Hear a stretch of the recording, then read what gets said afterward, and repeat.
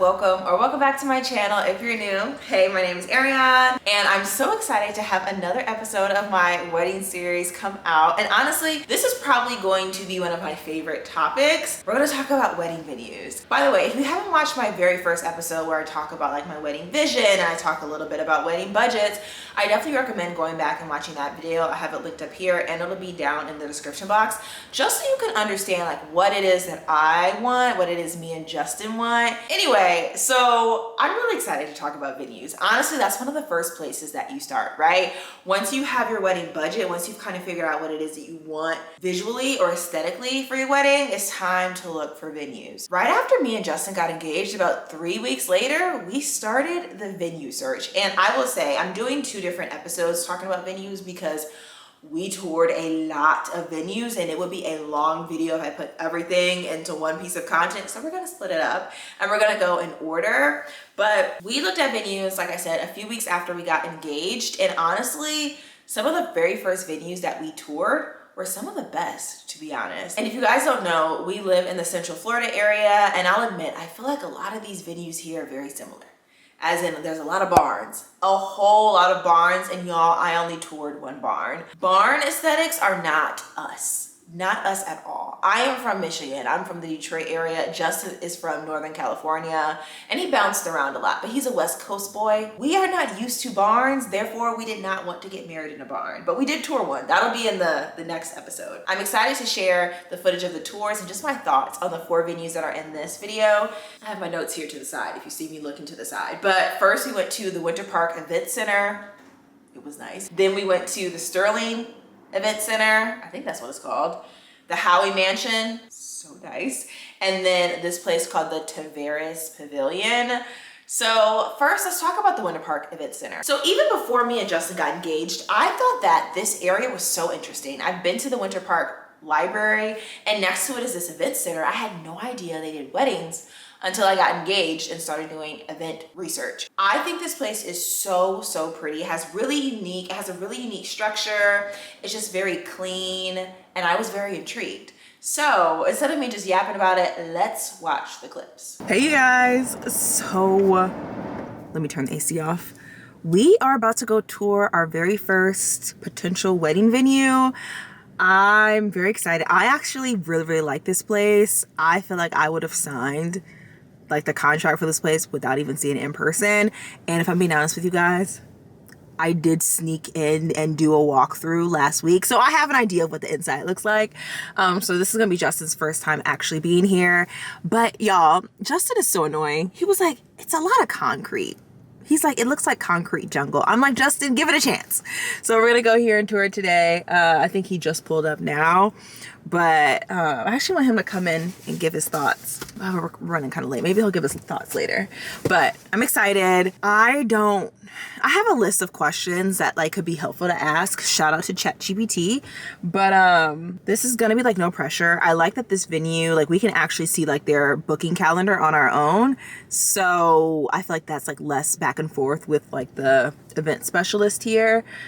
But ultimately looking for a clean space, can fit the amount of people that we want, a beautiful space. I really want to see the dressing rooms for the bride and groom, and just see if we can envision ourselves there. Oh, Justin looks so nice. I'll show you guys Justin later. Oh, I love seeing Justin in his suits.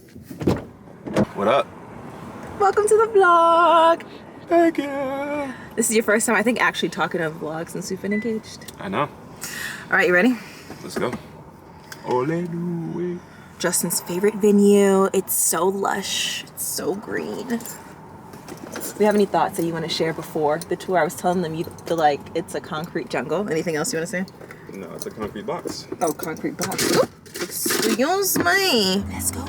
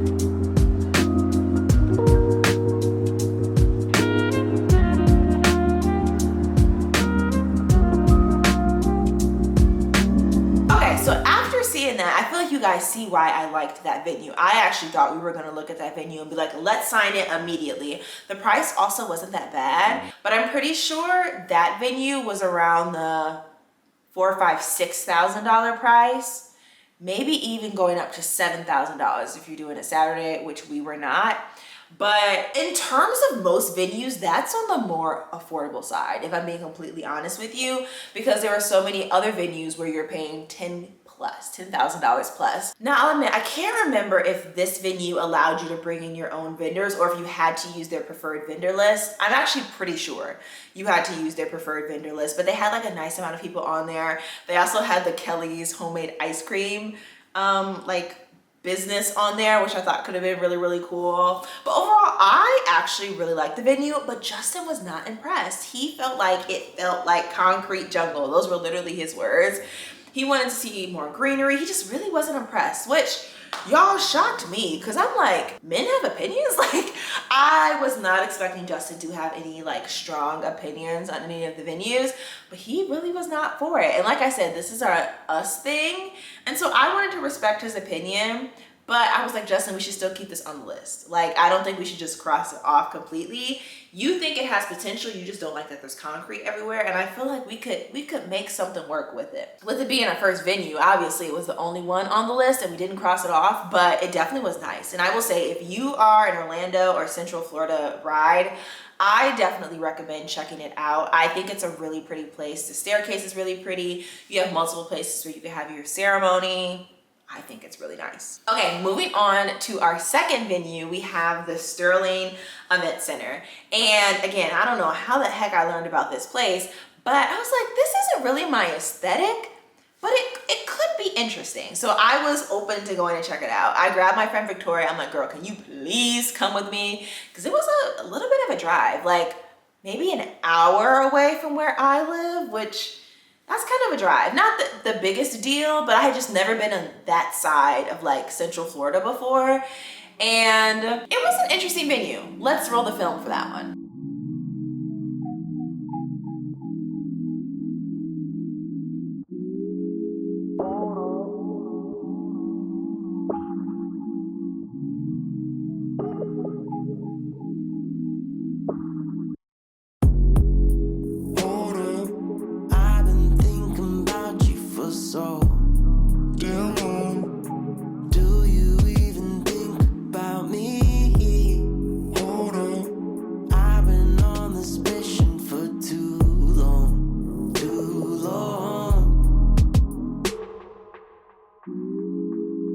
Back to basics, you know what I'm saying.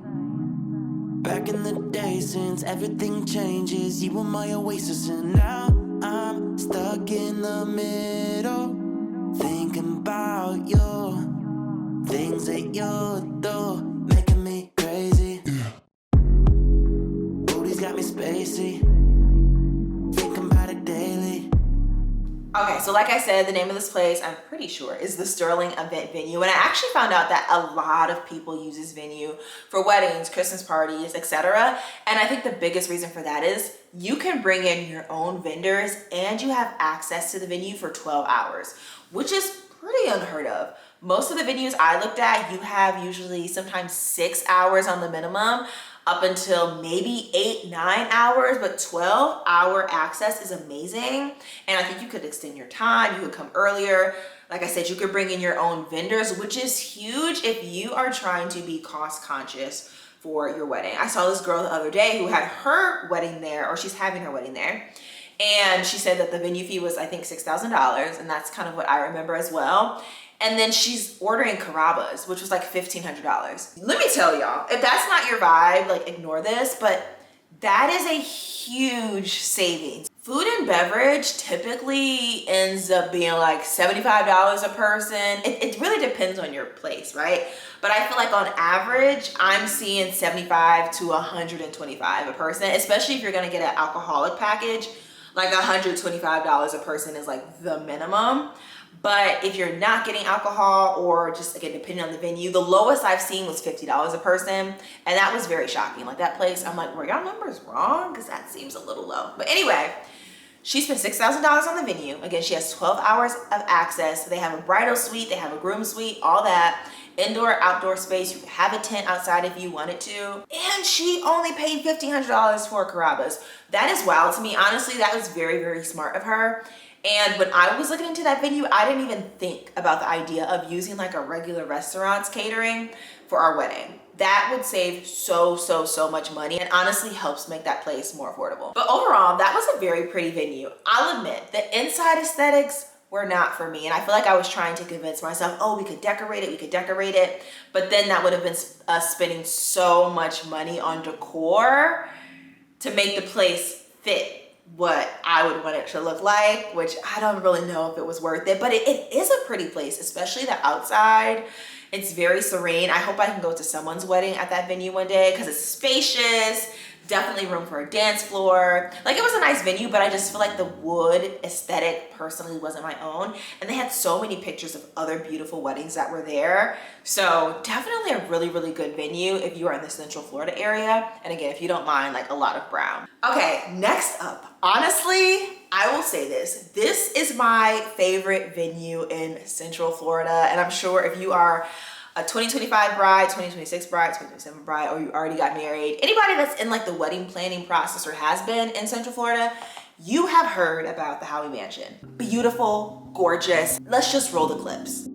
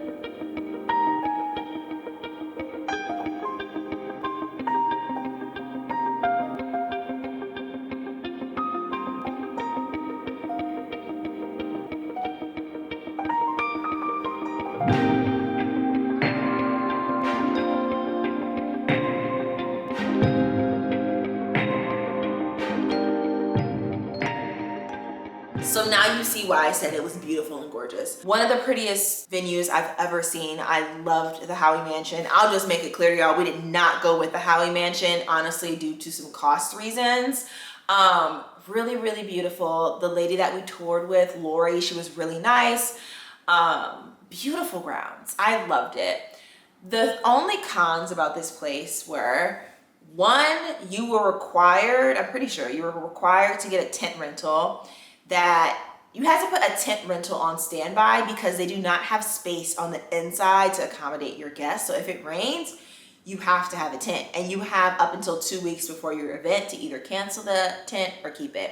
And the tent company that they work with, I'm pretty sure she was saying it's like $4,000 for a tent, which is a lot of money. And their venue was on the low side. I think their venue was maybe $4,000, which again, for most venues that I saw, that was on the lower end, and costs add up. There was also a food and beverage minimum. I can't remember the exacts of that, but with that specific catering company, you are easily spending, I think we looked at the middle package, which was like $95 a person. You're quickly getting up to some numbers, you know, that are 5 figures when it comes to food and beverage.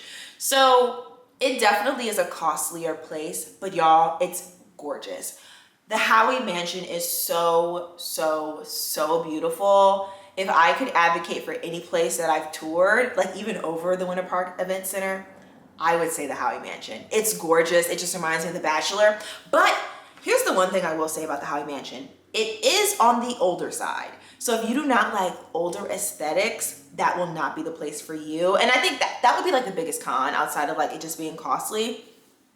It is a little bit older.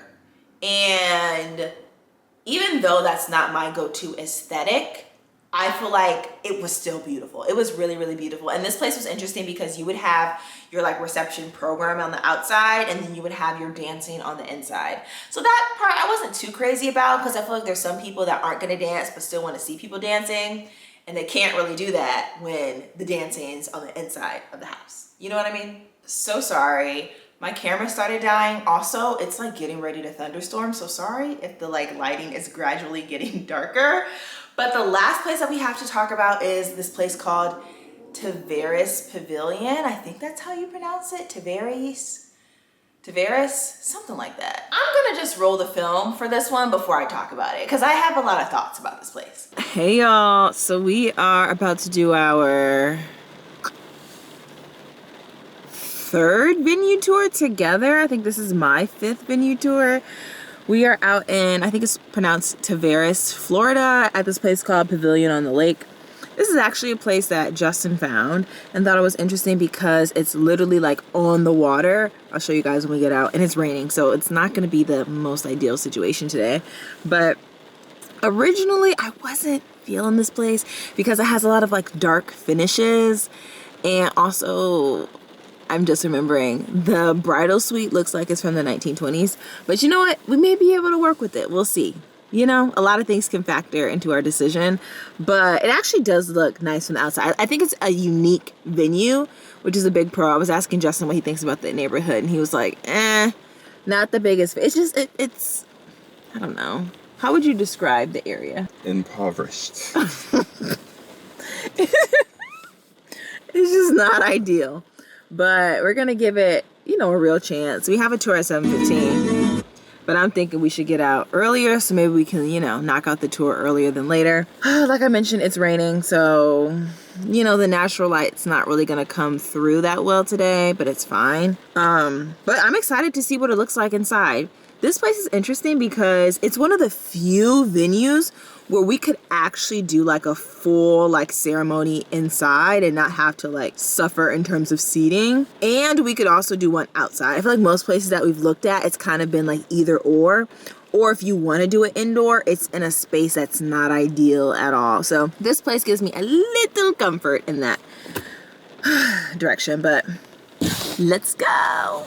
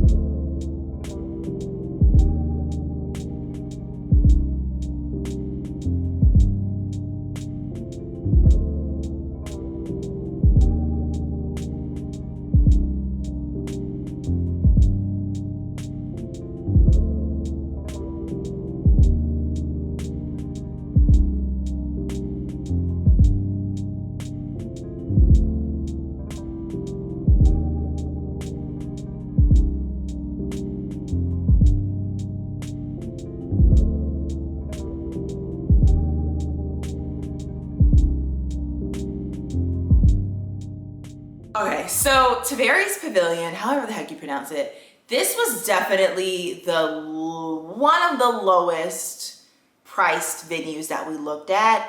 And if I'm being 100% honest with you guys, the only reason we looked at it was because of the cost. That place was not my vibe at all, but it was a really cool venue in terms of like the staircase, especially at night. It was pretty on the outside at night, but it was just giving, and this is just my opinion, it just was giving Game of Thrones in some areas. I think it was really when we went upstairs and like the his and hers like sweetheart table had like these giant throne-like chairs. I couldn't get with that, but it actually was a nice venue. It just was very, very dark.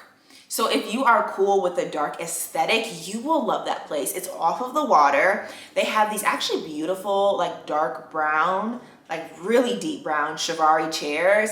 I'm pretty sure they don't have a groom's or bridal suite, but no, they do have a bridal suite. That was interesting. And again, y'all, I'm just giving these are all my opinions. All of these places would be so beautiful on your wedding day. I'm just giving you opinions based off of me, Justin, and our wedding plan. So please do not take any of this to heart. Honestly, all the places we toured were nice. It's just that a lot of them weren't our aesthetic, or some of them were just too expensive. Anyway, as I was saying, the venue was cool. It's just not my personal aesthetic vibe. Very affordable. Again, that's relative. I can't remember the price, but I want to say it was under $4,000. It may have even been like $2,500. I cannot remember exactly, but it also was very far. It was a journey. Y'all, it's windy outside. I am so sorry. Goodness gracious. Anyway, overall, the place was not our vibe. Definitely would be a nice place for a wedding though. One day, I will say, if you want to have a huge wedding, like 200 guests, that's probably not the venue for you, because I feel like their cap was like 150. I can't remember exactly. Oh guys, there's one more venue I want to talk to you guys about. I meant to talk about it with the Winter Park Event Center, but there was this very small venue called Casa Feliz, which is so beautiful. Me and Justin kind of just stumbled across it. It's literally down the street from the Winter Park Event Center, and it's this really cute estate slash house. I think it's also a museum that you can rent out for your weddings. If you are someone that's planning to have a small wedding, like small is relative, but like less than 125 people, I definitely recommend that you check it out. We didn't do an official tour. We really just drove by. I hopped out the car and started recording. It's such a cute venue. Look it up on Instagram. People have the cutest weddings there. But again, it's definitely for a smaller crowd because it cannot fit a lot of people. And your ceremony and reception are likely going to be outside. I think you can get a tent for those in case of bad weather. But then your dancing will be on the inside. Again, just like Howie Mansion. I think it's so cute. Let's watch the video.